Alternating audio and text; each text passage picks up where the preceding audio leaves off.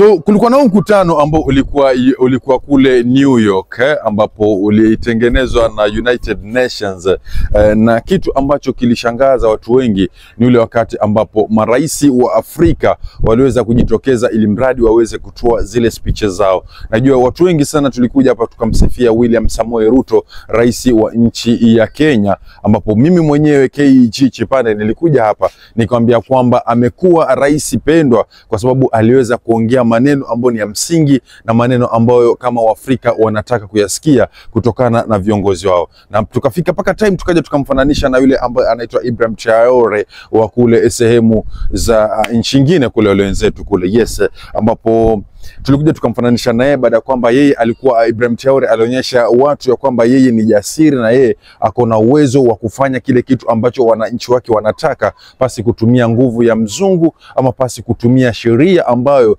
imeletwa na mzungu. So tulikuwa kuja hapa tukamsifia William Samoei Ruto sana ambaye ni rais wa 254. Lakini sasa baada ya kufuatilia hizi speeches zote za Uganda, Kenya, Tanzania, Ghana, Nigeria, let's talk about DRC, talk about Gabon, talk about nchi zote ambazo ziko Afrika. Kuna kitu ambacho nilikuja nikashtukizia na nikasema kwamba we need to address this thing kwa sababu ni kitu ambacho kimefanyika na watu wengi. I'm very much sure 100% they didn't expect that's what not going to happen. So the exact thing ambayo ilifanyika ambayo mimi sijakubaliana nayo, na wewe pia nimekupa time hapo kwenye comment section uniambie kama umekubaliana nayo, it's up to you. But kama wewe pia hujakubaliana na mimi na hiyo kitu, basi enda kwenye comment section hapo uniambie ni kweli ya kwamba KG umeongea ukweli. So the exactly thing, this is how it happened. Kuna hivi vita ambavyo vinaendelea sehemu za Gaza kule Palestina ambapo Waisraeli wanamchapa Palestine pale. Na watu kumbuke kwamba kule sio Afrika na ile sio bara la Afrika na wala zile nchi hazihusiani na Afrika kwa njia yoyote ile.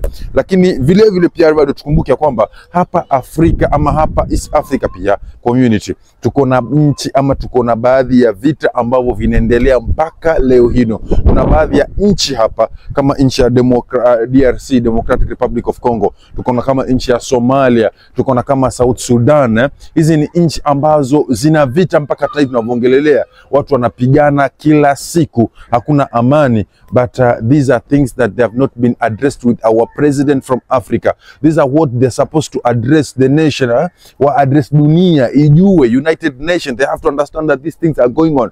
These are things that they have to address, like the Gen Z are always demonstrating. After the Gen Z wame demonstrate, they are being killed while they are demonstrating, and it's a right of wana practice ile right yao, demokrasi yao, but mwisho wa siku wanauliwa. Hivi ni vitu ambavyo tulitarajia maraisi wa Afrika, rais kama tuseme kama wa Tanzania, let's say assume, ambapo Tanzania tuliweza kumtuma yule Dr. Mpango. Okay, acha tusiongelele kuhusu Tanzania. Let's talk about rais kutoka Uganda. Pia Uganda tusimuongelele. Acha tuongee rais kutoka Ghana basi. Labda rais kutoka Ghana ambapo pale alienda kusimama ili kuongelesha ile United Nation, labda angesema kwamba there are some things that are happening in Africa that they have to change by faster. Kwa sababu gani? There are always conflicts wakati wa election. Kila time kukiwa na election Afrika lazima kutakuwa na conflict. Utasikia a conflict before election, a conflict during election, a conflict after election. This have been there since yago mwaka nenda, yani twende turudi. Hii ni kitu ambayo imekuwa pale, but people didn't talk about it. Kila kiongozi ambaye alisimama juu ya lile jukwaa alikuwa akiongelea story ya Gaza, Palestine, Gaza, Palestine, Gaza, Palestine. Lakini ile mmoja tu aongea sema kwamba Somali kuna vita ambavyo sasa hivi vimemaliza miaka kadhaa. South Sudan kuna vita ambavyo sasa hivi vimemaliza miaka kadhaa. Talk about DRC, Democratic Republic of Congo, talk about the Democratic Republic of Congo. Kuna vita ambavyo mpaka leo as you are talking mpaka sasa.